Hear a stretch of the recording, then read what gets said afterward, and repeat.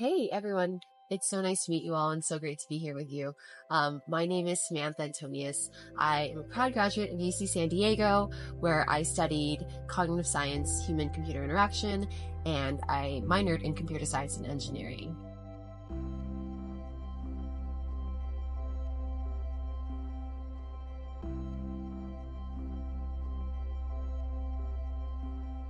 So a little bit about my decision to pursue technology.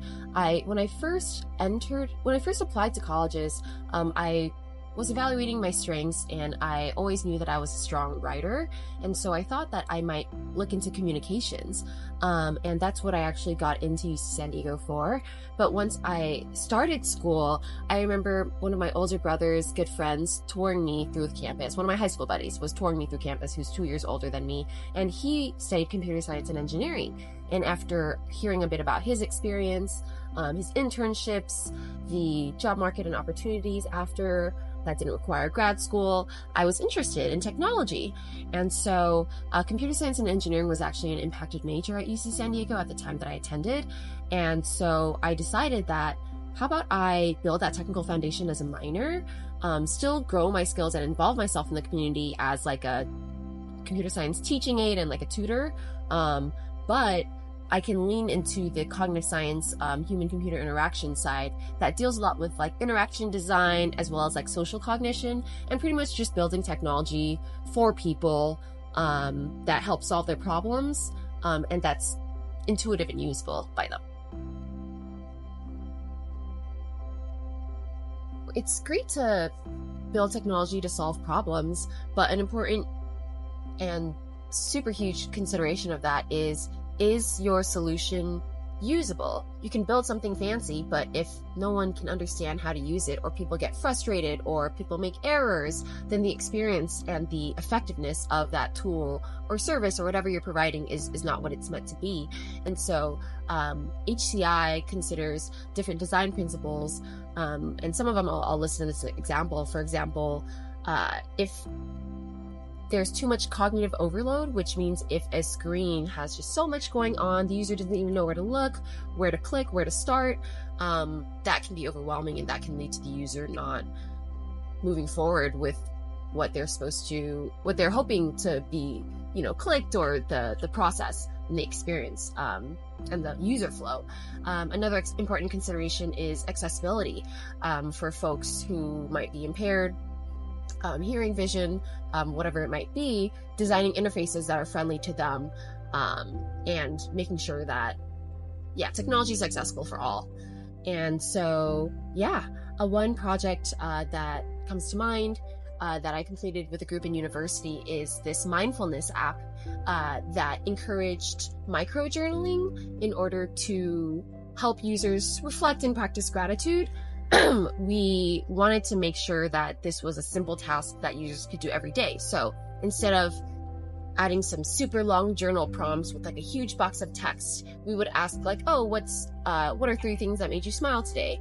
Or who are 2 people that come to mind that make you happy?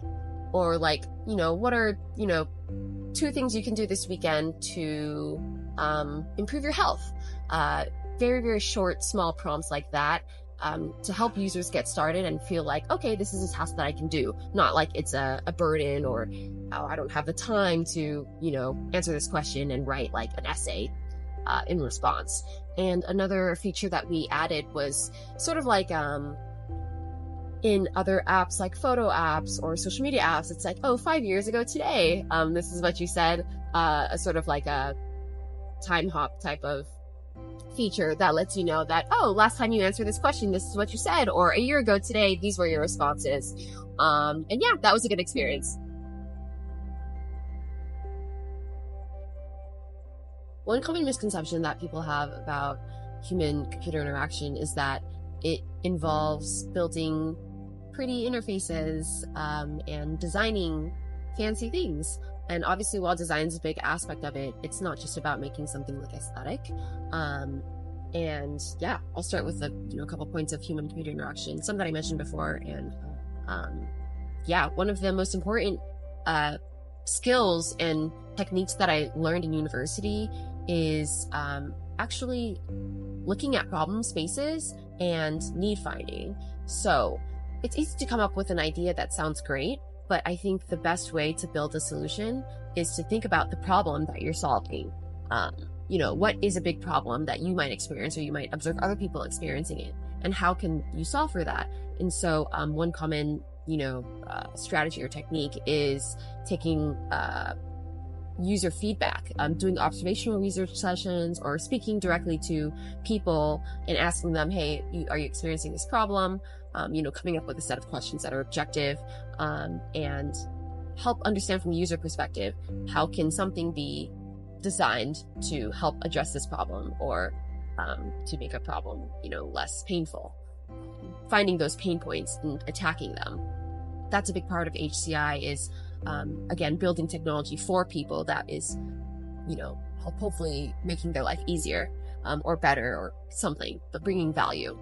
And then next is, when it comes to design, not just making it aesthetically pretty, but designing an interface that's usable, that's accessible, that helps guide users to the right workflow. So for example, if they make an error, is that error message confusing? Does it help them understand what went wrong and what they need to fix? And pretty much just guiding the user through what their expected or desired behavior would be.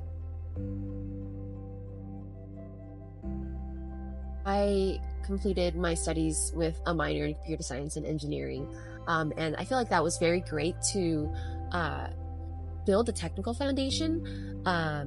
For example, in my work, I'm a technical product manager, and while I work a lot with users and talk to the business side, compliance side, and understanding their problems and prioritizing any feature requests or enhancements or what needs to be done and built on the roadmap, I work with my engineering team to implement these requirements. And so it is important for my role, and I'm sure many others, to have a technical foundation so that when you're speaking about things in the back end with your other teammates, that you have some understanding of that.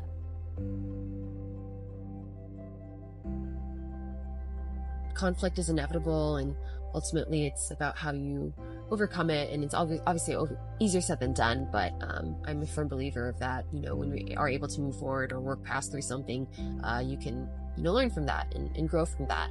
I remember when I first joined university, well, I went to high school in Roland Heights, so also in Southern California, but once I went to UC San Diego, I was surrounded by other big fish.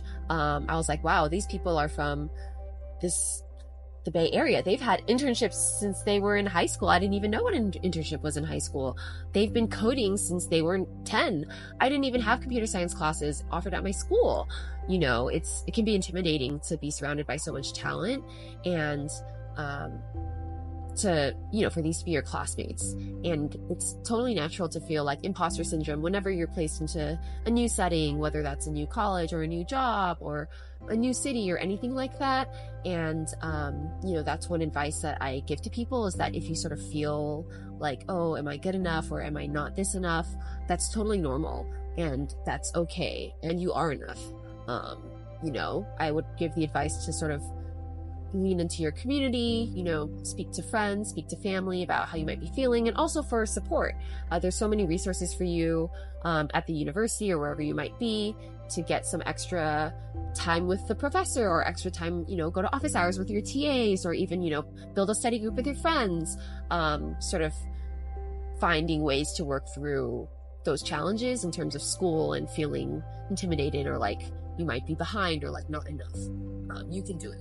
And in terms of after university, I'll be honest and say that, when I first started my full-time job, I wasn't certain that it was the right role or even industry for me.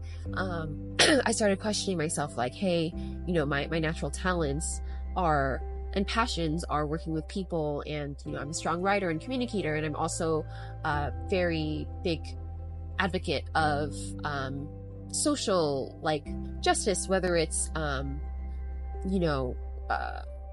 helping underserved communities just get better attention, or acknowledging racism in the country, and being a feminist and advocating for mental health awareness and disability accessibility, right? Those were some of my natural passions and strengths, and I wasn't sure how they tied to my job and if it would be possible to do so. But I was able to actually find ways to incorporate my natural skills and talents to my day-to-day job. So, for example, my team and my managers, my leaders know and recognize that I'm a strong writer. And now whenever we have to send mass communications to like thousands of users, they run those emails through me first.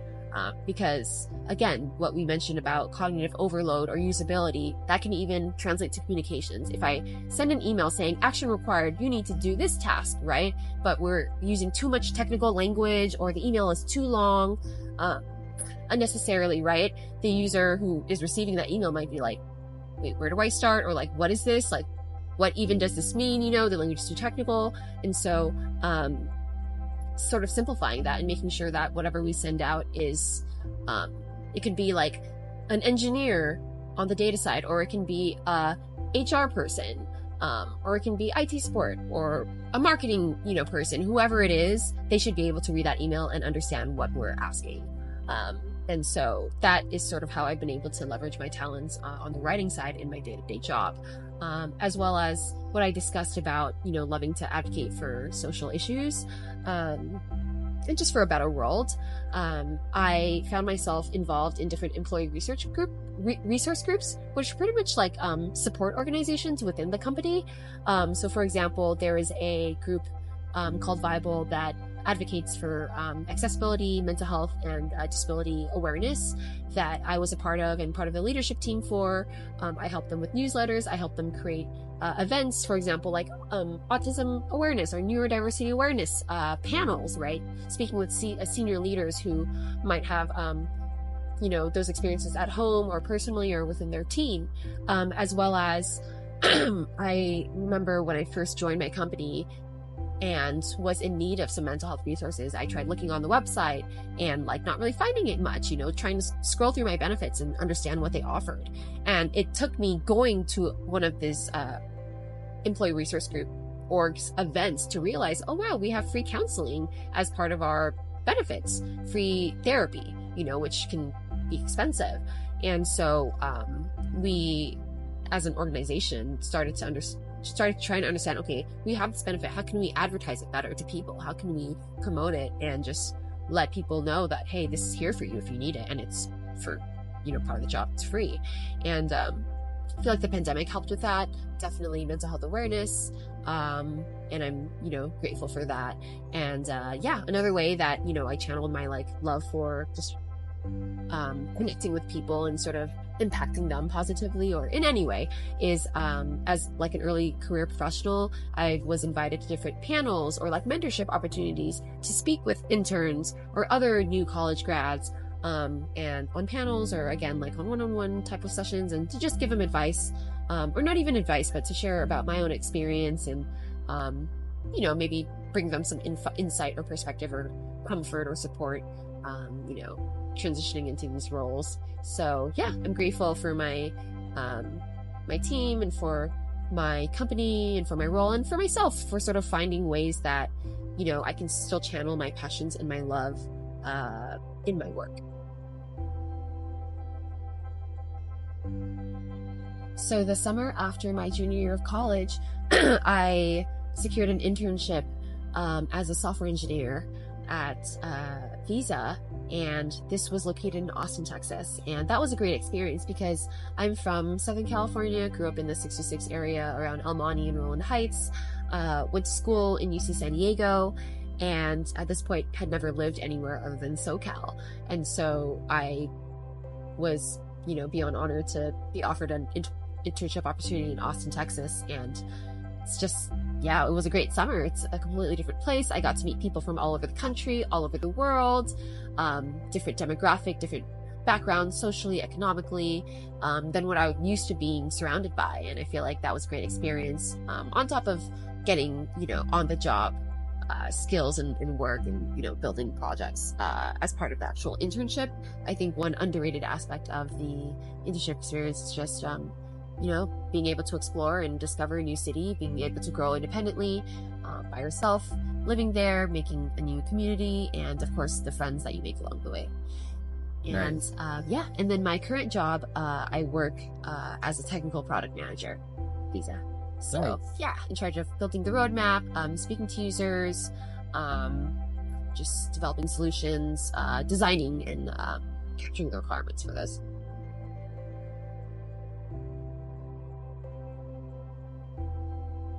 One thing that I can think of is a microwave.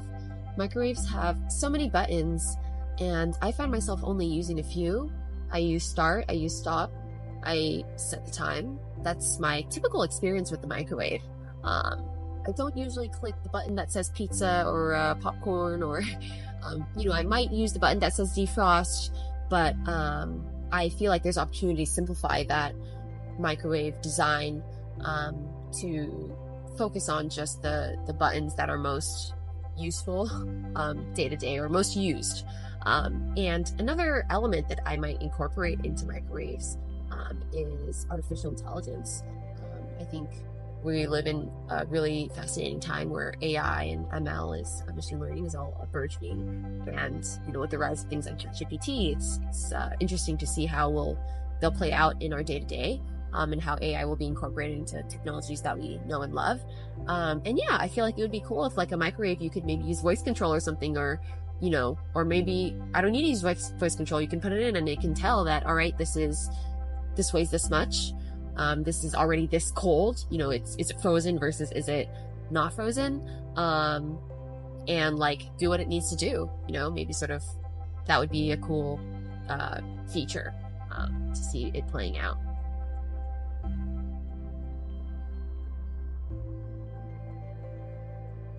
First of all, it's a great sign that you're here. You're interested in learning, in understanding how to recognize and to seize opportunities related to your education or to your future career. That's a great step. Just keep being curious, keep being proactive in, whether it's finding YouTube channels like this one, or whether it's speaking to professors, or whether it's hosting coffee chats with professionals in the industry, or maybe, talking to your friends' parents if they are in the role, right? Just putting yourself out there and always seeking more knowledge, more connections with people.